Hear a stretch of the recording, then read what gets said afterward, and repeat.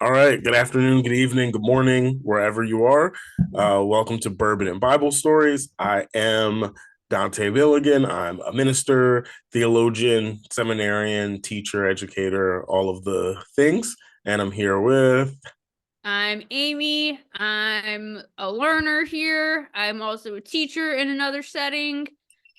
Here to understand and increase my biblical literacy, here with my puppy Dolly, and to learn a little bit more about heaven today. Yeah, or hell, but I guess Heaven we could or talk heaven hell. too. Okay, yeah, Yeah. yeah. I mean, I guess the I afterlife. The I was afterlife. gonna say I guess today's topic is universalism. So I interpreted it a little bit more as heaven-ish. I was gonna say technically we're not talking about hell because we're talking about everyone going to heaven.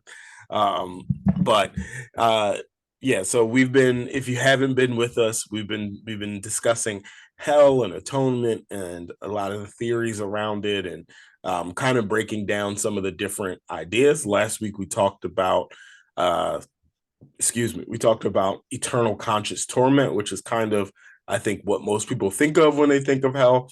And Exactly how today, it sounds. Yeah. yeah, it's as bad as it sounds.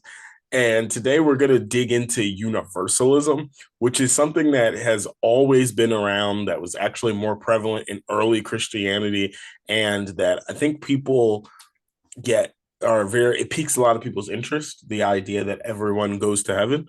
But I think because of how we're all raised, or how a lot of people are raised, it can be something that is shaky for people. So I gave Amy some verses a few weeks ago. Some of them were more about eternal conscious torment, some were about annihilationism, and then some were about universalism. So I guess I'm curious to hear, and I don't know how many of the verses you got through, but if there was anything that stuck out to you or any questions about those. Yeah. Well, okay. So with this, since we've been talking about hell, the afterlife, and we've had this different format where it's not like exactly a story, it is more of like Yeah, random verses. right, right. I will say it's it's like it's less reading, but it's almost more difficult to like synthesize It through. is. Yeah. Um, so I had kind of a different strategy this week for going through it. And I went through and I have like copy pasted all of the quotes. So, Mm-hmm. because I was finding myself in previous weeks, like looking through the table of contents, flipping to this, going to this, and then I think part of what was taking me so long to get through them was I start looking at the subheadings and trying to figure out like what is the context and like what is going on here. And because there's so many stories and everything's written by a different person that has a different Mm-hmm. meaning with a different audience. And Right. I get caught up in trying to figure that out. So today I was like, just take all this out, Amy, just go straight to the verses, Yeah. Just you read know, through. Yeah. just don't be distracted. Just here it is. Um, I will say that it both made it like almost I don't know if it made it easier for myself or harder for myself to do that. Mm-hmm. Um and I think it all ultimately comes down to this version I'm using too. Like there are several of these where I'm just That's like, I true. don't know what the hell this means. Yeah. Yeah. Um still. Um but where to even start? I mean they all give the vibe, and I know, Mm-hmm. I mean, given the title of this group of verses with universalism, I know the vibe. I pick up on the vibe. Uh, Mm-hmm.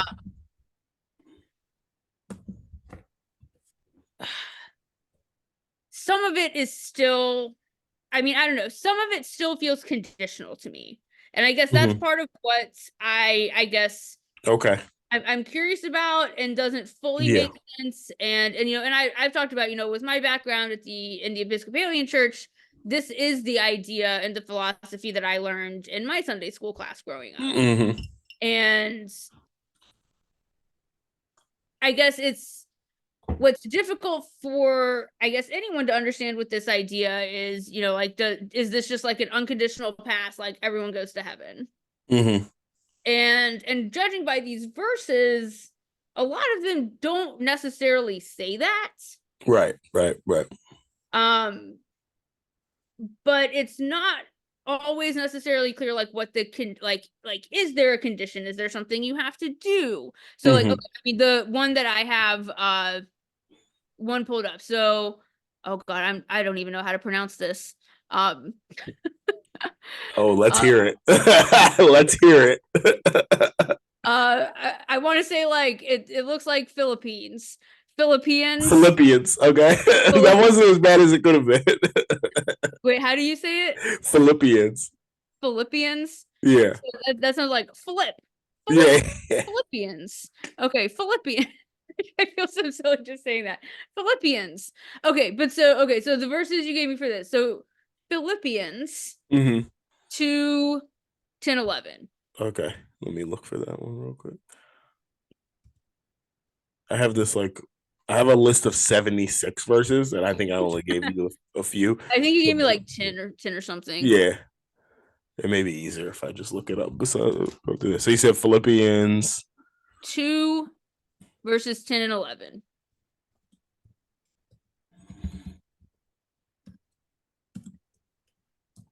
Okay. Got it. So it says Got it.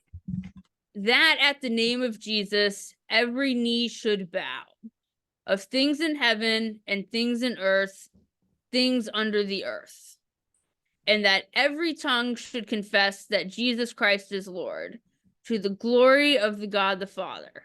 Mm-hmm. So I guess part of my question here is, you're putting this in the universal category of, everyone goes to heaven, but this verse seems to me to imply that you must bow the knee. Or Mm-hmm. the second verse, every tongue should confess that Jesus Christ is Lord. I mean, and this reminds me of like, all my cousins out in Tennessee who, Yeah. like, they go to church and they got the tub and, 10, 11 years old, you profess that Jesus is your Lord and then you're baptized. But it's like that going to heaven is conditional on your acceptance of Jesus Right. Right. and Right. making that choice yourself. Right. So I guess I'm curious to hear your view, interpretation. Like, is this makes it seem conditional to me? Is this conditional? Is going to heaven not conditional upon accepting Jesus as your Lord and Savior? Let's zoom out of the verse a little bit and just throw some context in there. Yeah, So if we just like go I said, back, I erased all context from my yeah, brain. no, and that's good. That's Yeah. good. So Mhm. if we go back a little bit to let's just go to like verse 6, it says, and I'll read from mine, which is the NRSV. It says, and it's so just background, it's talking about Jesus. This is Paul talking about Jesus and who Jesus was. And it says, who though he was in the form of God, did not regard equality with God as something to.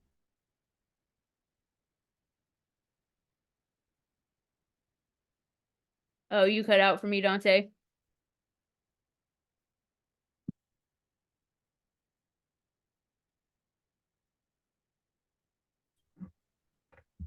Am I back? Yes, you're back. Now I Okay. hear you. Okay. Yes. Okay. Good. Okay. So I'm gonna run it back. So verse 6 of this, he says, and again, he's talking about Jesus, and this is just background. Paul is all these epistles, we call them, or letters. This is Mhm. Paul writing to early communities. Actually, Paul, people don't realize Paul's letters are earlier than the Gospels. So a lot of the Oh, Gospels okay. were written in like 90, 100 CE. Remember, Jesus dies in like 30. So they're written like 70 years later. These epistles are written in like some of them in like 50. So these are like Okay. fresh, right? One of So the reasons that like historically we even know that like this Jesus thing was real is like we have all these writings from within 20 years of his death.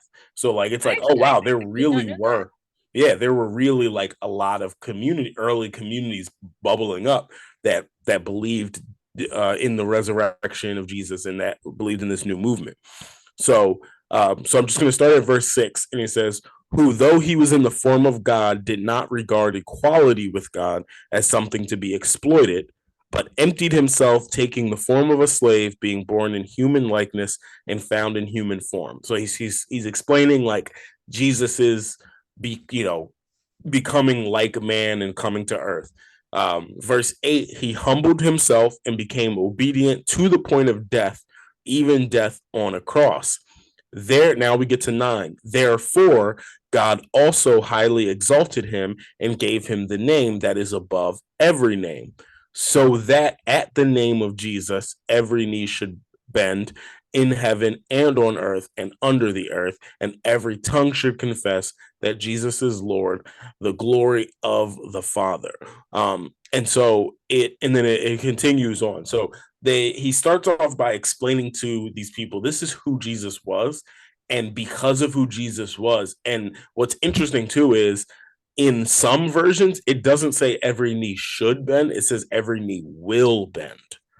And the idea is that Paul is saying one day everyone is going to recognize who Jesus was. And so the reason this gets placed as a universalist text is that some scholars believe what Paul is saying is Jesus is, so great, and his life, death, and resurrection is so powerful that once people get it, they get it, and the knees will bow. And so what some people would argue is, we don't have to condemn people who don't believe in this moment, because at some point every knee will bow and every tongue will confess. Everybody will get it one day. And he doesn't A go into bold assumption, specifics. though. That's a bold assumption. Right, but that's faith, right? I Like, guess so. I guess right. so. like faith is there's a I think a famous verse, Hebrews 11:11, I think it is. It's like, faith is the substance of things hoped for and things unseen. Like, it is like faith is a bold thing. Like, Paul is saying Paul's faith in Jesus is so fervent that he believes once people get it and connect to it, they're all going to believe it. And so that's what makes it universal. So to your original question, like, is it conditional among everybody believing in Jesus or recognizing Jesus in some way, shape, or form? According to this verse, yes. But the reason that it's universalist is because there's a belief that everyone will eventually come. And this is something that I think people miss with universalism, is they think that it's the age old, like, all paths lead. But Mm-hmm. what a lot of Christian universalism is saying, no, no, no, you still need Jesus as a part of the equation. Like, Jesus is our liberation in God. But what we're saying is Jesus is God's love, and Jesus's work is so powerful that eventually everybody will get there. But okay, I guess my follow-up question with that is, like, so eventually everyone will get there. Mm-hmm. But like, okay, so what about me, Amy McMahon, who doesn't believe in Jesus? Like, if I up and die tomorrow and Mm-hmm. I didn't believe this, like, if humankind eventually gets there, but I died not believing it, Mm-hmm. So, according to this belief, would I go to heaven if I don't believe this? so something that's interesting in this verse and in other verses, it doesn't say like every tongue will believe before they die. Every tongue will confess before they die. Right? This like finite sort of deadline that we've created, where like you have to quote unquote get saved or believe in Jesus before you die, or there's this judgment. There are certain verses where you can get that, but there are other verses where that's really not mentioned. So something that is interesting in the universalism conversation is, why is it that your death marks the end of your ability to make to understand this? Like, a I mean, what if? I think, I mean, for me, like, where I immediately go with this, and to be honest, even as you pose this question, I'm realizing I really haven't thought about this like that much, because part of the way, like, part of my belief is that, like, when you're dead, you're dead. Mm-hmm. Yeah. Like, when you're dead, you're gone. You know, my dad always said, throw my ass in the river. Float me Yeah. downstream. Yeah. It's done. Um, Mm-hmm. But I mean, if you're talking about like this whole conversation is about the afterlife, Right. Right. and so, or and what happens in the afterlife. So I Right. guess part of what I'm wondering is, if what you're saying is that this, I don't know if reckoning is the right word, but like understanding can come in the afterlife, or like this, if death is not the finite point, Mm-hmm. for reaching salvation, does this mean like this concept of purgatory? Like if I were to die tomorrow not believing in this, Mm-hmm. and if I'm believing this premise that like one day in the afterlife I will come to, recognize these things, Mm-hmm. what happens between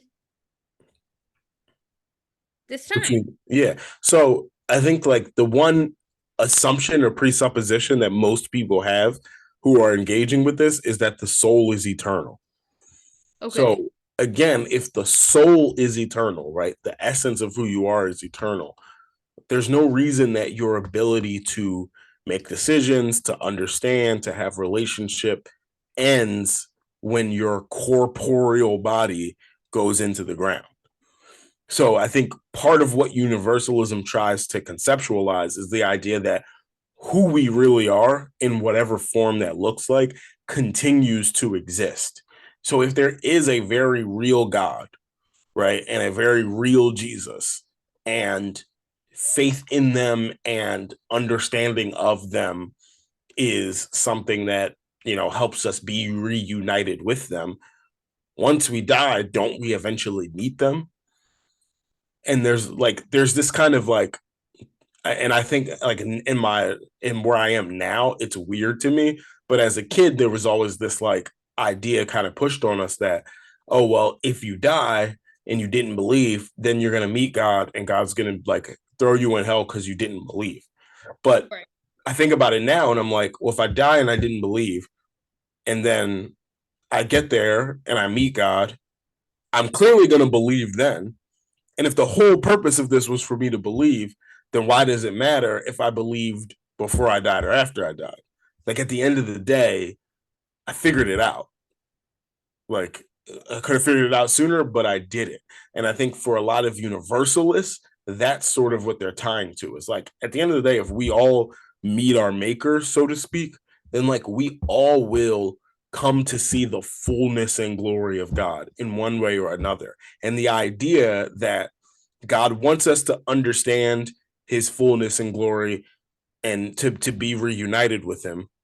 But if we don't understand his fullness and glory is going to throw us in hell, becomes really odd because at some point everyone would have to meet him. And like it's easy to deny God here, I imagine it'd be hard to deny God in his face, right?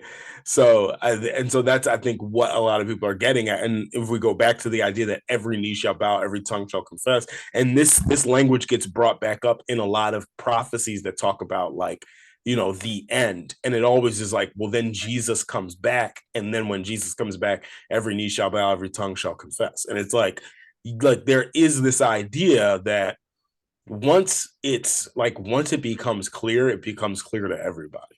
And again, this is all very abstract. Like I don't pretend to know exactly what that means or what that looks like, but I think there's a faith element here that if God is who we say he is, if God has grace and mercy and forgiveness and all of those things, then there must be a way.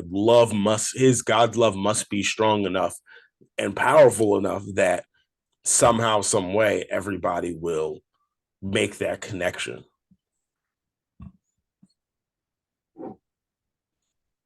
That's a lot. That's a lot. Mm-hmm. It's a lot to think about. A lot It's to it's abstract too. It is. And I guess, I mean, I don't know, it just makes me think of my understanding of death, or making me Mm-hmm. evaluate my my understanding of death, my belief in death. Mm-hmm. and I feel like, I would be remiss without, I feel like it's been a hot minute since I've been talking about Palestine on here, actually. Yeah. But it's, I know, yeah, and I loved your shout out to All Eyes on Rafa this week at work. Yeah. Yeah. You see that in the Yeah, little I little liked chat. it. I liked it. Uh, Mm-hmm. liked it on our new little platform.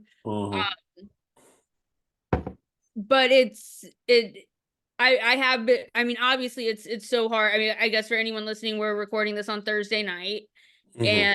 and Thursday, May 9th, and you know I have a class where we're having a deep dive into the Israeli-Palestinian conflict, like the history of it, but also with Mm-hmm. current events, you can't ignore them. And we spent about 20 minutes in class today watching the news, and Being depressed. it's really difficult to be thinking, it's the way that you are describing, these ideas of like death and the afterlife. I have like a couple of different ways that I compartmentalize this. Like Mm-hmm. in one part, I'm thinking about like, my dad and like my kind of Right. like personal things and struggles and blah blah blah blah blah. Which is one thing in one level, which is, you know, sad, personal, but also like nothing compared to the loss and destruction and death and atrocities that are happening there. And I mean, and granted, it's seeing the I and actually one of my students referred me to a page to look at today, which it was and it was one of the most horrific things I've ever seen in my life. And I doom scroll Palestine every day. Right. Right. And it was, and it's Mostaz posted a picture of a baby girl Mm-hmm. that had died and her Mm-hmm. body was decimated. And Mm-hmm. I will say that, I don't believe in most of this shit. I don't believe in heaven, I don't believe in hell, but when I see that, it does Mm-hmm. make me want there to be a heaven. Yeah. Yeah. Yeah. Um but it does also make me wonder, like, when you see, and one of the reasons I like this philosophy more than some of the others, of the fundamental belief that everyone goes to heaven, but then that also assumes that the people who committed this are going to heaven. And now you're frozen again.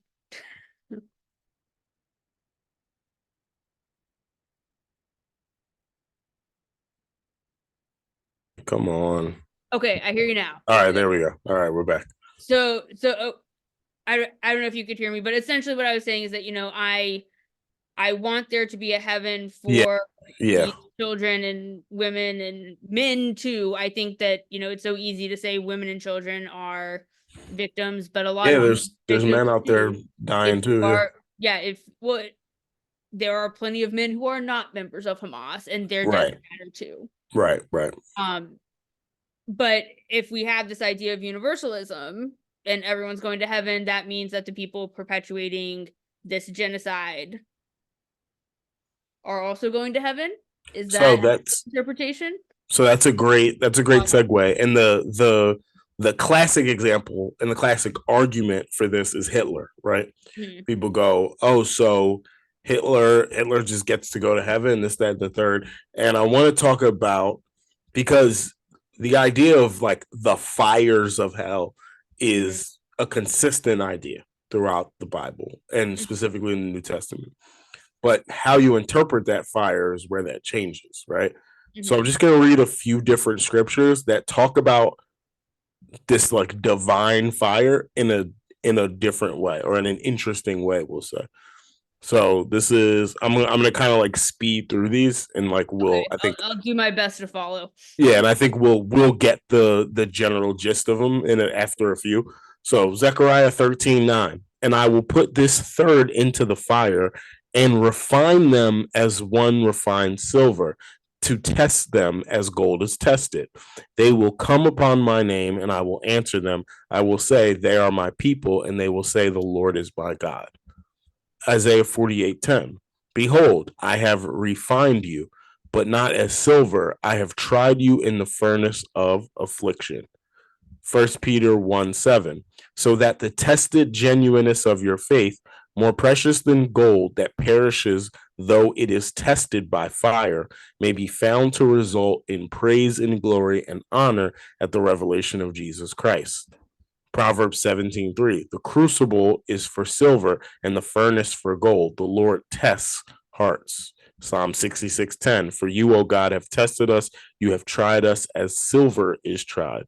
Job 23:10. But he knows the way that I take. When he has tried me, I shall come out as gold. This is a wildly consistent metaphor for God's fire and judgment. I mean, this is, we go New Testament, Matthew 3:11. I baptize you with water for repentance, but he who is coming after me is mightier than I, whose sandals I am not worthy to carry. He will baptize you with the Holy Spirit and fire. There has been this consistent metaphor of the fire being like the fire that tests and refines silver and gold and precious metal. And if you know that process, silver, gold, precious metal is put to the fire, and all everything impure is burned off, and what you get back is perfect and good, right? And it's jewelry, it's valuable. And so what a lot of universalists would theorize about this idea and this metaphor is that God's judgment is not to cast us away forever and torture us, but to refine us and burn off our impurities, metaphorically burn off our impurities. So whether it's Hitler, Hamas, Netanyahu, like whoever, they will, all of us to some extent, will see a period of judgment and testing. We will be tested by the fire, and whatever is impure will be burned off. But what do you think that looks like? What so like it's so hard to say. And this is like, again, this is the part where like I try to be honest, because I think so much of like Christian culture is about trying to appear certain about things. But like I'd be lying if I said like I know exactly what this is gonna look like. I know exactly what's gonna happen when we die. I don't know. I have no idea. But I think the idea is that somehow, some way, when we die, when this life ends, whatever, that God has a process of working us into the perfect beings that he wants us to be. And by the way, I think this is not just when we die. I think this is throughout our whole life, right? Like I okay. think Okay. for a lot of us, like, you who you like, I would bet. I didn't know you when you were 20. I would bet who you Dumbass. were when you were 20, right, is not who you are at 30, right? And not who you'll be at 40, and not who you'll be at 50. And a lot of times the shit we have to go through to get there is part of the fire, right? And this is another thing that I've dug deep into in universalism that wasn't in the old philosophy of eternal conscious torment. Heaven and hell are things that exist in life, not just in afterlife. So heaven is the connection and reuniting with God. So there are moments where we can genuinely feel at union with God, right? Mm-hmm. It might be on a hike in the Smoky Mountains. It might be on, you know what I mean? I mean, it might be in the middle of a service. It might be during a certain song. Like there might be something where in that moment, it's unexplainable to people who don't get it, but you feel Mm-hmm. genuinely at one and at union with God. And that is essentially what heaven is supposed to be.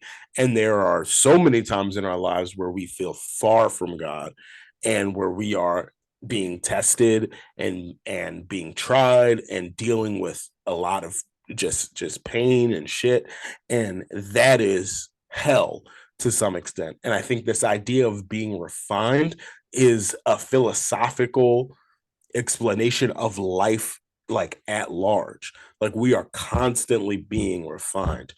Who I was when I was 20 had to be refined so I could be who I am when I'm 30. Who I am right now, if they just celebrated a 34th birthday, there's certain things I'm refining now. And I'll probably be different at 40. And then I'll be different at 50 and 60. And then maybe when I die, there's still some refining that needs to happen. But there is this sense of this constant, and like you know it. Like there are things that happen in life you didn't ask for, you didn't Mm-hmm. look for, but they came your way. They tried you, they pushed you, they pulled you, they knocked you down, and then you got up and you were better. You're a better person for it. And a No, no, lot of people, yeah. right? And a lot of people would point to that and say that's divine. Like we didn't create this. No, nobody like put this in front of us, but for whatever reason, all humans on their path of life are constantly sort of bumping into things and figuring things out. You know, the cave allegory, right? Where we're bumping into the rocks and climbing up until we can find the sun and the trees and everything for ourselves. And that lends itself to this sort of refiner's fire mentality. Like, so to the original question of Hamas or Hitler or whomever, like, I was not refer I was referring to the IDF. oh yeah, yeah, the IDF too, right? They're all human beings, right? And this is it's hard, right? But like, just like with Hamas, right? Like, people will shit on the idea of empathizing with them, but a lot of these people are people who grew up in an oppressive regime, and they turned to what they felt was their only means of liberation, right, Literally, wrong, or indifferent. well, literally today, like what my class has been doing this week, and granted, we're taking a little bit easy with AP week. Mm-hmm. Well, I say easy. It's horrendous content. Um, Yeah. but have you ever seen the movie Five Broken Cameras? No. I highly recommend it. It is Okay. available on YouTube. Um, but it's literally the story of a village in the West Bank that uh Israel is building the wall through their village. Mm. I think And I remember that. it's won a ton of awards. It's a pretty old movie. Or I say pretty old, it's like, I think it came out in 2011, but It sounds familiar. Yeah. it was filmed between like 2005, 2009. And it's just a guy in the village who got a camera. And Mm-hmm. Five Broken Cameras, yeah, guess what? They got shot. Right. Right. Right. Right. Like this is not a new pattern of like killing and committing violence against people who are exposing these horrendous crimes. Mm-hmm. Um, but all of the resistance of this community is nonviolence. And Mm-hmm. the kids in the class, like that's one of their strongest reactions upon watching this documentary is that they are showing up to protest every Friday with Mm-hmm. trash can lids to bang, with Mm-hmm. phones to play. They are waving flags. They are singing. They are chanting. Not a single one of them has a gun. Not a Right. single one of them has a weapon. Right. But Right. they are met every single week with a row of soldiers who I also recognize, and I have to remind the kids too. And Mm-hmm. I will say, I don't think I fully understood this until I was living there, that those soldiers are also children. Yep. Yep. That's what I was gonna Those, say. That's what I those was gonna say. soldiers are Yep. children. They are babies. Mm-hmm. Mm-hmm. And I guess, that's how you can tell I'm getting older is, calling 18-year-olds babies, but they Yeah. are. That They babies. They're They babies. are Yeah. babies with guns. They are babies who have been Mm-hmm. taught fear and who have been Right. taught hatred, and then they are given an automatic weapon. That's where I was gonna go. Like, I have a classmate from high school that was Jewish, did his birthright, and was, and maybe still is, in the IDF. And like for him and for many, it's like, this is our homeland.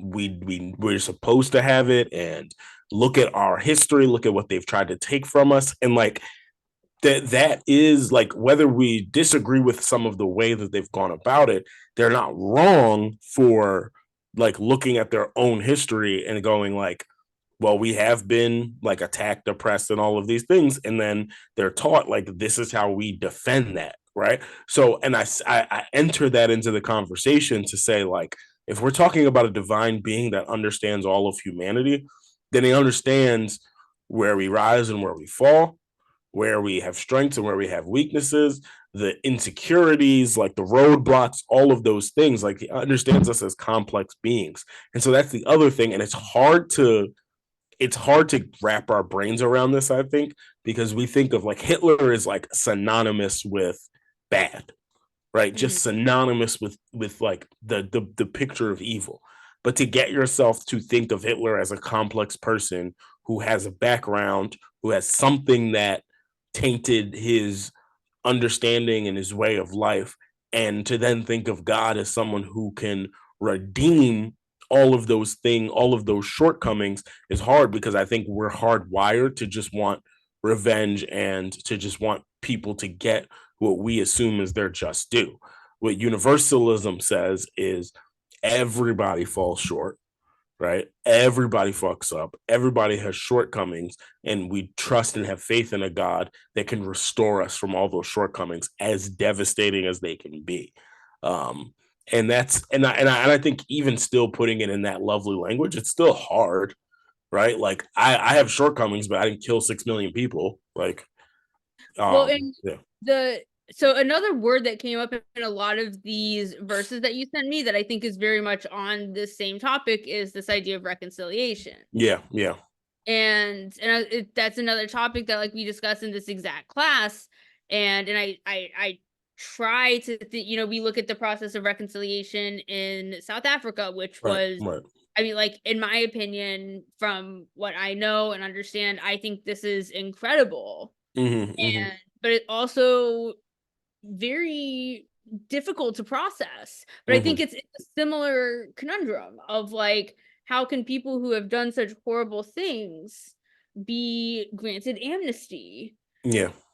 just because they admit that they did something? Like, shouldn't the Mm-hmm. fact that they admit something mean, and granted, that I'm repeating arguments that kids make a Right. lot, but they're fair arguments that, like, if someone admits that they committed such a horrendous crime, then shouldn't they be punished? Why is Mm-hmm. it that they are granted amnesty when they admit that they have done something so horrendous? Well, And I think there's two parts of that. One is that like sometimes admitting something is the punishment. Mhm. Like sometimes like coming to terms with what you have done is the punishment. Like that is the okay, wow, like this is I'm responsible for this. And the other thing, and this is another like theological, philosophical kind of thing, but is the idea that we're not that different and that we're all okay. And this is a like a core belief, like a definitely a core belief of mine. And I think this comes out of a lot of biblical texts. We're all capable of all the same things. Like I think a lot of us like to think if I was in Hitler's shoes, I would not have done that. And I don't believe I that like to for a think that about second. myself. Right. But I don't believe that for a second.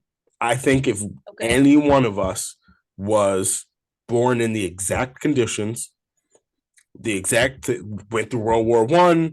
watched Germany get fucked by World War I, Well, and he also got fucked in World War I. the Yeah. whole thing, like put yourselves in his exact shoes, you would turn out exactly like him.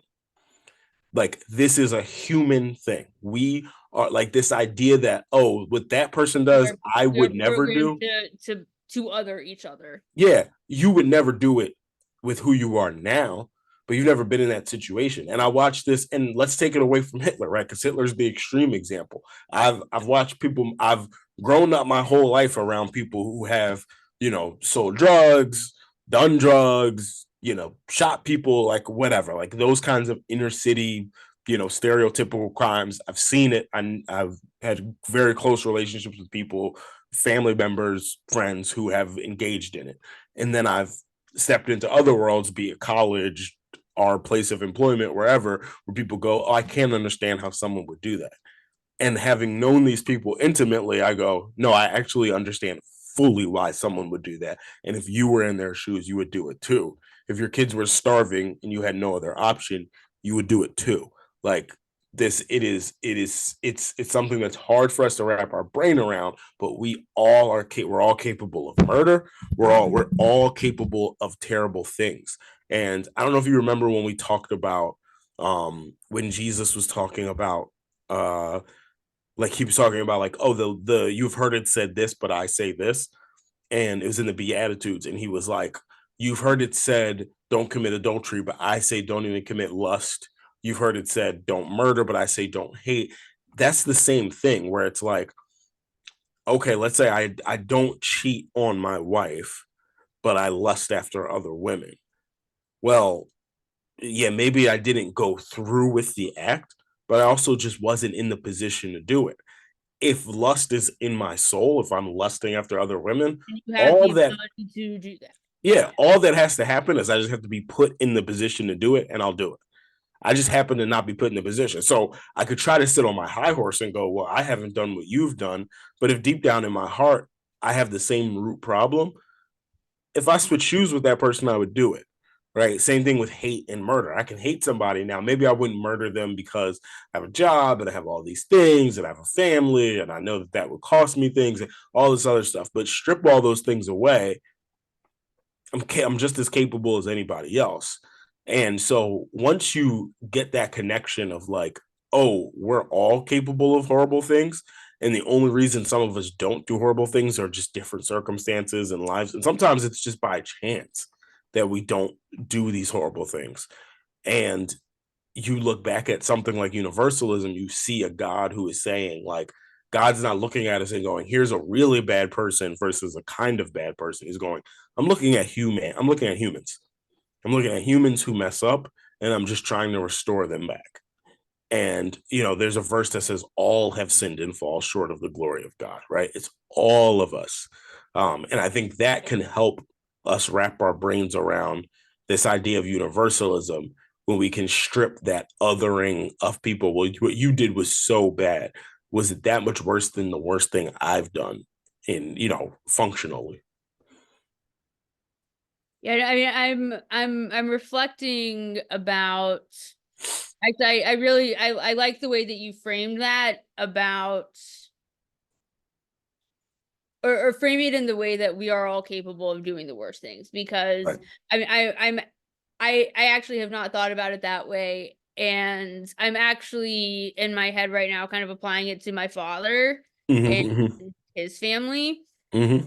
And I really don't even remember how much I've, if anyone has listened, I don't know how long we've been Yeah, recording. yeah, I don't know. I was gonna say, anyone's that listened this long, they probably know a little bit about me. Yeah.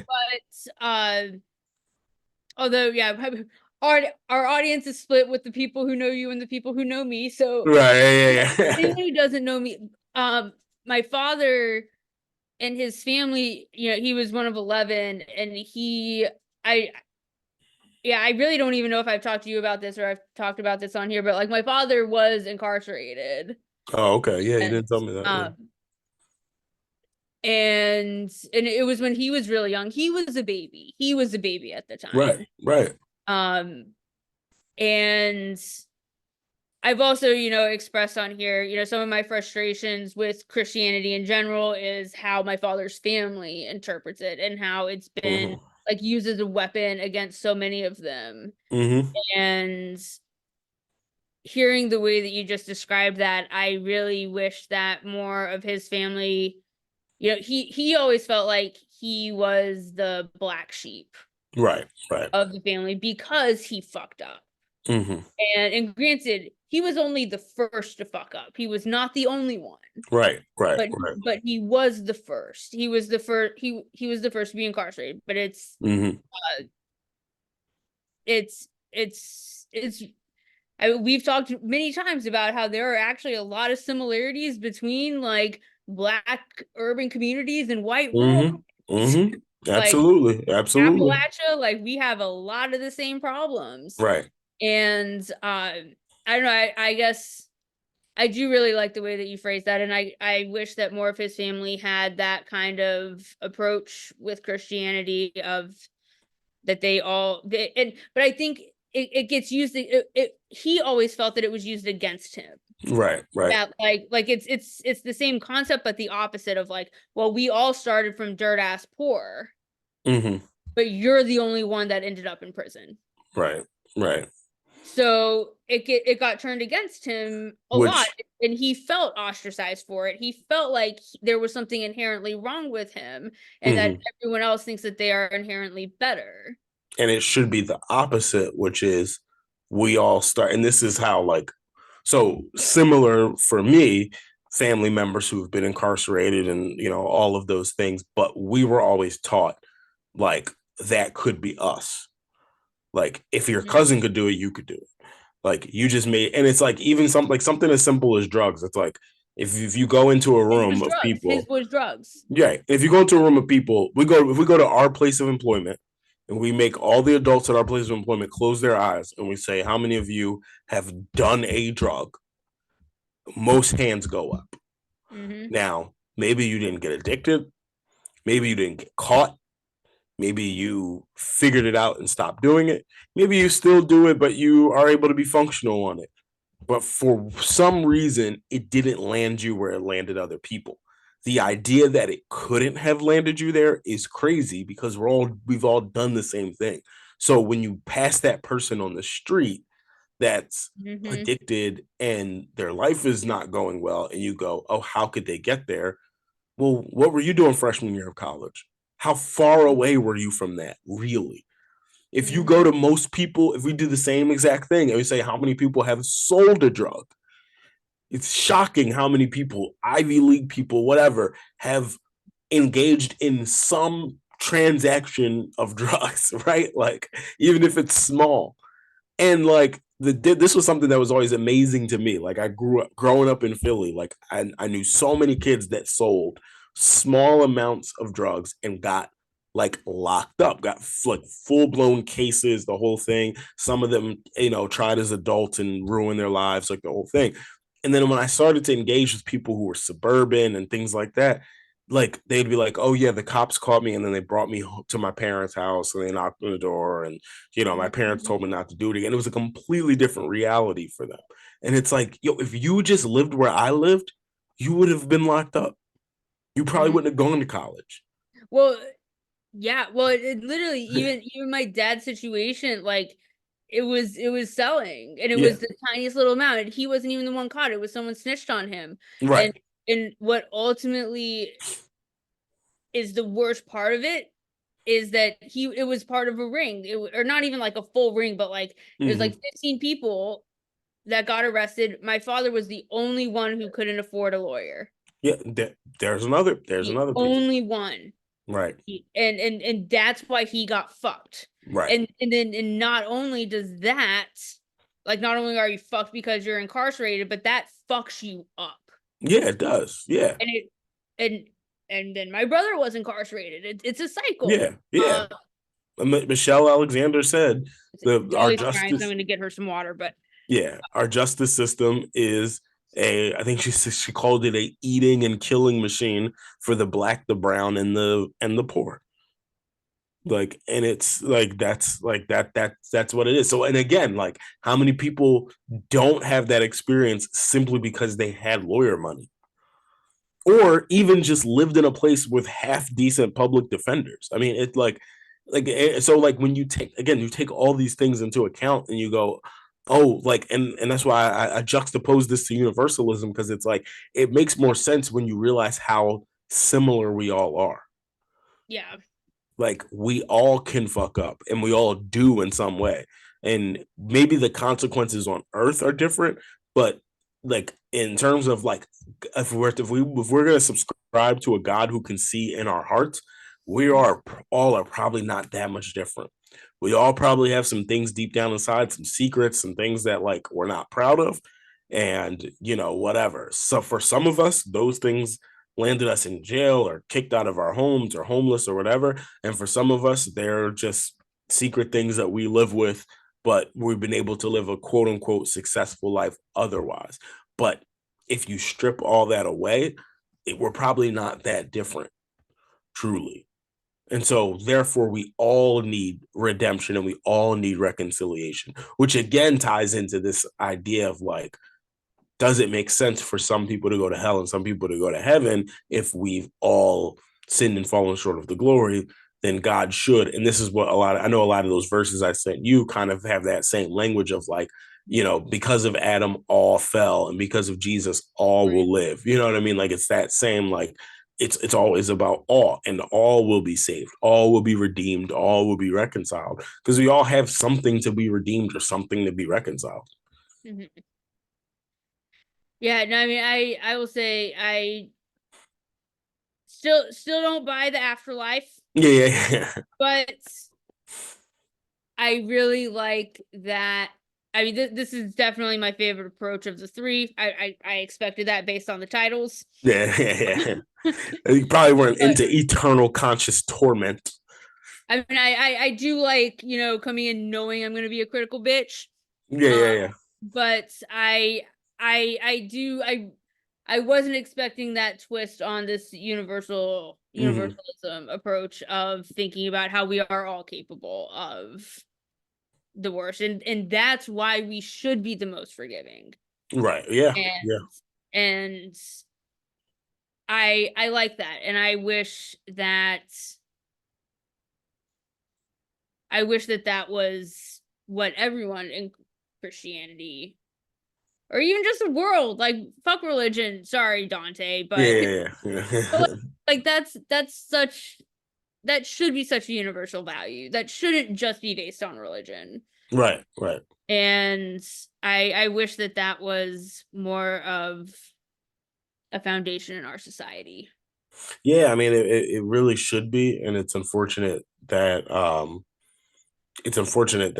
it's not, because I think it solves a lot of issues that I think we have, like the just the Mhm. othering of each other and everything like that. Recognition that we're ultimately all the same, or ultimately all ultimately all capable of the same thing. Well, I think that's probably a good note for us to end on. Mm-hmm. Feeling a little bit hopeful. I'll probably get back to doom scrolling pretty soon.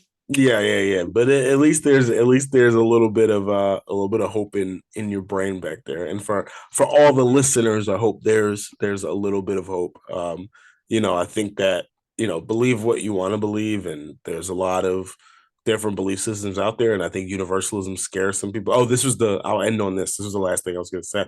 One of the bigger questions that I think, or worries that people have with universalism, is that there's no incentive to lead a quote unquote like righteous or moral life, because like, hey, Mhm. we're all going to go to heaven anyway, so let me just go out there and Mhm. do whatever I want. And my retort to that would be like, everything carries a consequence.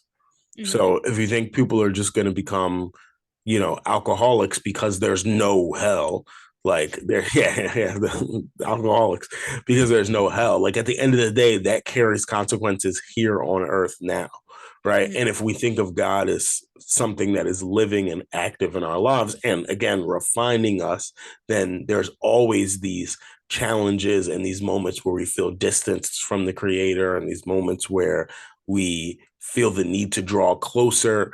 And so, it doesn't need to be this zero sum game of like, there has to be this punishment at the end or no one can be moral. I think our morality is constantly molded through our lives, because our lives are constantly in flux in one way or another. So I don't think it's fair to assume that if universalism is true, then no one has the ability to be moral.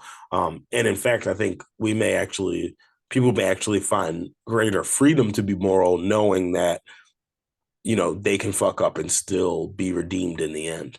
That may give people more freedom to say, you know what, I'm gonna try my best, because I think sometimes people get that like extinction of like, well, I'm not even gonna try because I'm probably just gonna go to hell anyway, versus, well, I feel encouraged to try, knowing that God has my best interest in mind. But it's fun. I'm literally just you framing this in zero sum game. Mm-hmm. That just clicked for me though.